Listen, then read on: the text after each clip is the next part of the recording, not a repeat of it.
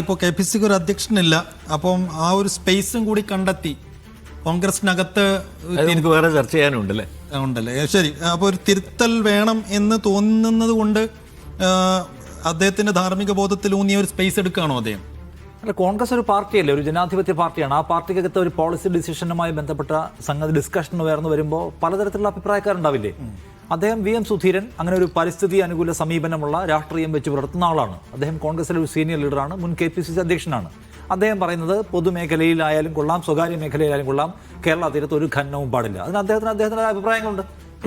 ഇപ്പോൾ തീരത്ത് ഖനനം നടത്തുകയാണെങ്കിൽ ഖനനം പാരിസ്ഥിതിക ആഘാതം ഉണ്ടാക്കും ഒരു പഠനമില്ലേ, അഭിപ്രായമുള്ളവരില്ലേ? അത് തീരത്തെ ബാധിക്കും, അത് അവിടുത്തെ കടൽ ശോഷണം തീരശോഷണം ഉണ്ടാക്കും, കടലാക്രമണം ഉണ്ടാക്കും, അവിടെ പാരിസ്ഥിതിക പ്രശ്നങ്ങൾ ഉണ്ടാക്കും, മത്സ്യത്തൊഴിലാളികളുടെ ജീവിതത്തെ ബാധിക്കും, കുറേ അധികം പ്രശ്നങ്ങൾ വേണേൽ കാണിക്കാൻ പറ്റും. എങ്ങനെയാണ് ഖനനം നമ്മുടെ പാരിസ്ഥിതിക മേഖലയെ, സാമൂഹ്യ ജീവിതത്തെ, മത്സ്യത്തൊഴിലാളി ജീവിതത്തെ ബാധിക്കുക എന്ന് വേണമെങ്കിൽ ഒരു പഠന റിപ്പോർട്ട് നമുക്ക് ഡീറ്റെയിൽ ആയിട്ട് പ്രസന്റ് ചെയ്യാൻ പറ്റും. ആ ഒരു ഏരിയ അതിനുണ്ട്. നമ്മൾ വിഴിഞ്ഞം തുറമുഖം എന്ന് പറയുന്ന വലിയ വികസന പദ്ധതി നടപ്പിലാക്കിയപ്പോൾ സംസ്ഥാനത്തിന് അതിൻ്റെ ഗുണമുണ്ട്. അതുപോലെ തന്നെ മത്സ്യത്തൊഴിലാളികൾ സീരിയസ് ആയിട്ടുള്ള പ്രശ്നം ഉന്നയിച്ച് ദിവസങ്ങളോളം സമരം ചെയ്തില്ലേ. അപ്പോൾ ഇതിനെല്ലാം ഓരോരോ അഭിപ്രായങ്ങളും, ആ അഭിപ്രായങ്ങളെ പിന്താങ്ങുന്ന ആളുകളും അതിനെ പിന്താങ്ങാൻ അവർക്ക് അവരുടേതായിട്ടുള്ള ഡേറ്റയുണ്ട്, വസ്തുതകളുണ്ട്, അല്ലെങ്കിൽ ഫാക്ടേഴ്സ് ഉണ്ട്. ഓക്കെ, അതിനെ റെസ്പെക്ട് ചെയ്യണ്ടേ? അല്ലാതെ VM സുധീരൻ വന്നിട്ട് ഒരു മേഖലയിലും ഖനനം പാടില്ല എന്ന് പറയുമ്പോൾ അതൊരു അഭിപ്രായമാണ്. ആ അഭിപ്രായം എന്തുകൊണ്ട് പുറത്തു എന്ന് പറയേണ്ടി വരുന്നു? അഭിപ്രായം പുറത്തു പറയേണ്ടി വരുന്നത് എല്ലാ അഭിപ്രായങ്ങളും അകത്ത് ചർച്ച ചെയ്യാൻ വേദിയില്ലാത്തതുകൊണ്ടാണ്.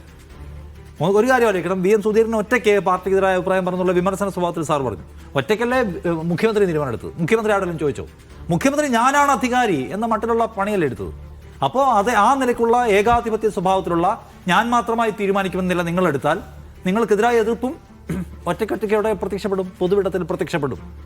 പിന്നെ സാർ പറഞ്ഞ വേറെ കാര്യം, VM സുധീരൻ കഴിഞ്ഞ സർക്കാരിൻ്റെ കാലത്ത് സർക്കാരിനെ വിമർശിച്ചോ? അത് ഇതുമായിട്ട് കൂട്ടിക്കെട്ടുന്ന ഒരു പ്രശ്നമെന്ന് എനിക്ക് തോന്നുന്നില്ല. ഈ സർക്കാരിൻ്റെ കാലത്ത് ഈ സർക്കാരിൻ്റെ പോളിസിയുമായി ബന്ധപ്പെട്ടാണോ ഈ സർക്കാർ മുന്നോട്ട് പോകുന്നത് എന്നത് പരിശോധിക്കാൻ ഒരു മെക്കാനിസം ഉണ്ടോ? ഇല്ല. അപ്പോൾ പിന്നെ സുധീരനെങ്കിലും ഇറങ്ങി നിൽക്കണ്ടേ? മറ്റേ സർക്കാരിൻ്റെ കാലത്ത് അതിനെ ആക്രമിക്കാൻ അവിടെ ഒരു വലിയ പട തന്നെ ഉണ്ടായിരുന്നു. സുധീരൻ്റെ ഒരു സാന്നിധ്യം നമുക്ക് ആവശ്യം ഉണ്ടായിരുന്നില്ല. ഈ സർക്കാർ വഴിതെറ്റി പോകുമ്പോൾ ആരുണ്ട് ചോദിക്കാൻ? സണ്ണി ജോസഫ് ഉണ്ടോ? KC വേണുഗോപാലുണ്ടോ? രാഹുൽ ഗാന്ധി ഉണ്ടോ? വേറെ ഏതെങ്കിലും KPCCയുടെ ആൾക്കാരെ നമ്മൾ കാണുന്നുണ്ട്? ഈ സർക്കാരിൻ്റെ വഴിക്ക് പോവാണ്. ആരെങ്കിലും ഒരാൾ, ഈ സർക്കാരിൽ പെടാത്ത ഒരാൾ മാറി നിന്നിട്ട് ഇത് നമ്മുടെ പോളിസി അല്ല കേട്ടോ, ഇത് ഡിസ്കസ് ചെയ്യണം കേട്ടോ, ഒരു ഡെമോക്രാറ്റിക് പ്ലാറ്റ്ഫോമിൽ വരണം കേട്ടോ എന്ന് പറയാൻ വേണ്ടേ?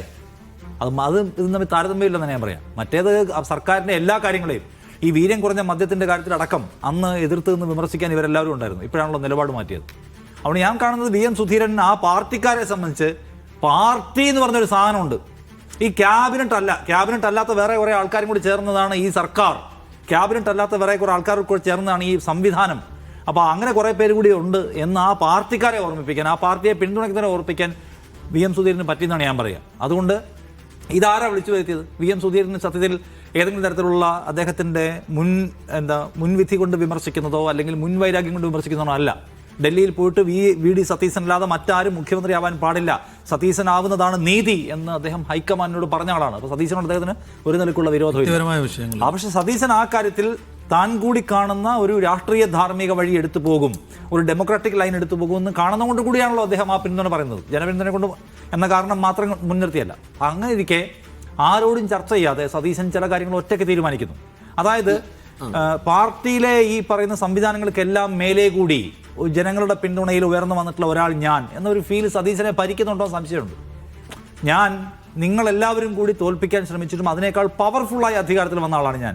സ്വയം പവർഫുൾ, ഒറ്റയ്ക്ക് പവർഫുൾ, ഒരു ഗ്രൂപ്പും ഉണ്ടാക്കാതെ പവർഫുള്ളായി വന്ന ആളാണ്. സോ ആ പവർ കാണിക്കുന്നു. ഒറ്റയ്ക്ക് വഴിവെട്ടി വന്നുവെന്ന് മറ്റോ. അപ്പോൾ അതിൻ്റെ കുഴപ്പം ചോദിച്ചാൽ അപ്പോൾ ചില തീരുമാനങ്ങൾ എടുക്കാൻ പറ്റും. പിന്നെ ഈ പറയുന്ന ധനസമാഹരണ മാർഗങ്ങൾ, വിഭവ സമാഹരണ ആലോചനകൾ, സാമ്പത്തികമായ അതിൻ്റെ സൂക്ഷ്മതലങ്ങൾ, അതിനെക്കുറിച്ചൊക്കെ എനിക്ക് നല്ല ധാരണയുണ്ട്. അതൊന്നും ഞാനിപ്പോൾ ഇവിടെ എല്ലാവരും കൂടി ഡിസ്കസ് ചെയ്താൽ ഒരു തീരുമാനമാകാനൊന്നും പോകുന്നില്ല. പലതരത്തിലുള്ള അഭിപ്രായം ഉണ്ടാവും. അതിന് ഞാൻ തീരുമാനം എടുത്ത് പോകുന്നതാണെന്നും അദ്ദേഹം വിചാരിച്ചിട്ടുണ്ട്. അല്ലെങ്കിൽ എന്ത് ന്യായമാണ് അദ്ദേഹം പറഞ്ഞത്? ഞാനിപ്പോൾ ഒരു നികുതി ഘടന തീരുമാനിച്ചു, നിങ്ങൾ സമ്മതിച്ചാൽ ഈ നികുതി ഘടനയിൽ വെക്കും, നിങ്ങൾ സമ്മതിച്ചിട്ടുള്ള ഈ നികുതി ഘടനയിൽ വെക്കില്ല. അതെന്ത് ന്യായമാണ്? അങ്ങനെയാണ് ലോകത്ത് എന്തെല്ലാം കാര്യം നികുതി ഘടന നിർദ്ദേശിക്കാൻ പറ്റും. നോക്കൂ, പിന്നെ നിഷാദെ, ഞാൻ പറയുന്നത് ഇതാണ്. അതായത് ഒരു ബജറ്റ് തയ്യാറാക്കാനും വിഭവ സമാഹരണത്തിന്റെ ചുമതലയൊക്കെ ധനമന്ത്രി എന്ന നിലയിൽ അദ്ദേഹത്തിലാണ് നിക്ഷിപ്തമായിട്ടുള്ളത്. അത് അദ്ദേഹം ആ പണി അദ്ദേഹം ചെയ്യുന്നു. ആ പണി UDF വന്ന് ചർച്ച ചെയ്തിട്ട് ചെയ്യണം എന്ന് പറഞ്ഞു കഴിഞ്ഞാൽ ആ പണി നടക്കില്ല. ഞാൻ എന്റെ പോയിന്റ് അതല്ല. പാർട്ടിയിൽ സമ്മതിക്കുന്നു, അതൊക്കെ ശരിയാണ്. എന്നിട്ട് VD സതീശൻ ബജറ്റ് പ്രസംഗത്തിൽ പറയാണ്, ചാരായം വിൽക്കാൻ തീരുമാനിച്ചാൽ അതിന് 250% നികുതി Yeah. അങ്ങനെ പ്രഖ്യാപിക്കാൻ പറ്റുമോ? അല്ല അത് ഇത് വേറെ ഈ കാര്യം. സാധനം വിൽക്കണോ വേണ്ടേ ഒന്ന് നയപരമായ പ്രശ്നത്തിലേക്ക് വരേണ്ടതാണ്. ബാക്കിയൊക്കെ തീരുമാനിക്കാം. നയപരമായ തരത്തിലുള്ള തർക്കങ്ങളില്ലാത്ത ഏത് കാര്യത്തിനും അദ്ദേഹത്തിന് തീരുമാനം എടുക്കാം. അല്ല, ഈ കോറിഡോറിന്റെ കാര്യമൊക്കെ പിന്നെ ഇതിൽ പറഞ്ഞ പ്രകടന പത്രികയിൽ പറഞ്ഞിട്ടുള്ള കാര്യം. ഇത് പറഞ്ഞിട്ടില്ല. അല്ല, വീര്യം കുറഞ്ഞ മദ്യത്തിന്റെ specific ആയിട്ട് പറഞ്ഞിട്ടൊന്നും നമ്മൾ ഇല്ല. മനസ്സിലാക്കുന്നത് നമ്മൾ മനസ്സിലാക്കുന്നത് എന്താണ്? വീര്യം കുറഞ്ഞ മദ്യം വിൽക്കുന്നത് സാമൂഹിക അപകടം ഉണ്ടാക്കും, അത് വലിയതുള്ള കൊള്ളയാണ് എന്നാണ് വി.ഡി. സതീശൻ പറഞ്ഞിട്ടുള്ളത് കഴിഞ്ഞ സർക്കാരിന്റെ കാലത്തല്ലേ. അപ്പൊ നമ്മൾ മനസ്സിലാക്കുന്നത് എന്താണ്? വീര്യം കുറഞ്ഞ മദ്യം അപകടമാണ് എന്നാണ് കോൺഗ്രസ് പൊതുവിൽ പറഞ്ഞിരിക്കുന്ന നിലപാട്. അല്ല ഞാൻ അദ്ദേഹം തന്നെ വിശദീകരിച്ചതാണ് എന്റെ പിന്നെ മുമ്പിലുള്ളത്. അദ്ദേഹം പറയുന്നതെന്ന് വെച്ചാൽ അത് ആ നിലപാട് എടുത്തിരിക്കുന്നത് അത് ചില കമ്പനികളെ സഹായിക്കാനായിരുന്നു, ചില പ്രത്യേക താല്പര്യത്തോടു കൂടിയായിരുന്നു എന്നുള്ളതായിരുന്നില്ലേ വിമർശനം? അല്ല, അതിപ്പോ ബെക്കാഡി തന്നെ ആയിരിക്കാം, അല്ലെങ്കിൽ വേറെ ഏതെങ്കിലും കമ്പനി ആയിരിക്കാം. പിന്നെ കമ്പനികളെ സഹായിക്കാൻ വേണ്ടി എടുത്ത നിലപാടിനോട് പിന്നെ അദ്ദേഹം വിയോജിച്ചിരുന്നു.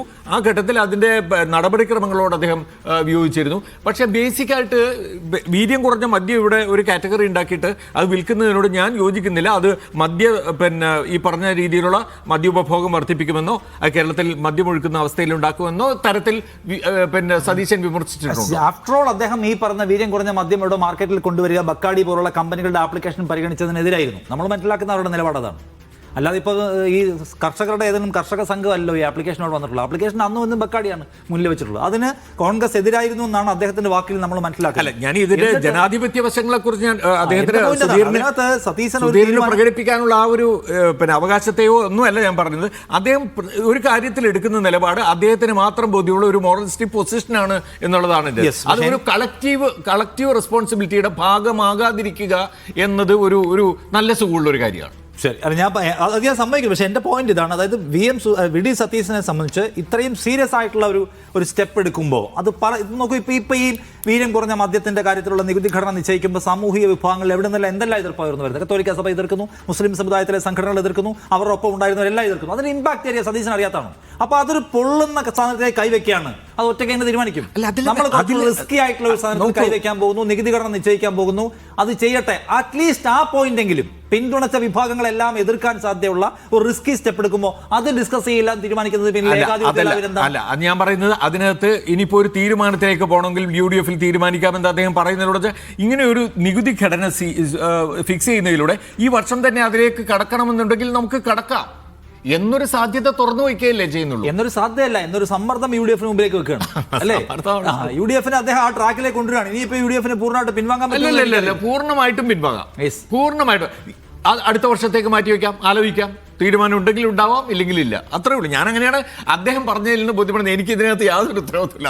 ഒരു പ്രശ്നം ഞാൻ അവസാനിപ്പിക്കുകയാണ്. അതായത് ഒരു തീരുമാനം ഒറ്റയ്ക്ക് പ്രഖ്യാപിക്കുകയാണ്, അത് വിവാദമായി കഴിയുമ്പോൾ അവർ തീരുമാനിച്ചാലേ നടപ്പിലാക്കുകയുള്ളൂ. ഞാൻ എൻ്റെ അഭിപ്രായം പറഞ്ഞേ ഉള്ളൂ എന്ന് പറയുന്നത് തന്ത്രപരമായിട്ടുള്ള ഒരു വഴുക്കലാണ്. പക്ഷെ അതിനകത്ത് സതീശന്റെ ഭാഗത്തുനിന്നൊരു ഒറ്റക്കൊരു തീരുമാനം എന്ന് പറയുന്നത് കുഴപ്പം പിടിച്ച സംഗതി ഉണ്ടായിട്ടുണ്ടെന്നാണ് ഞാൻ പറയാം.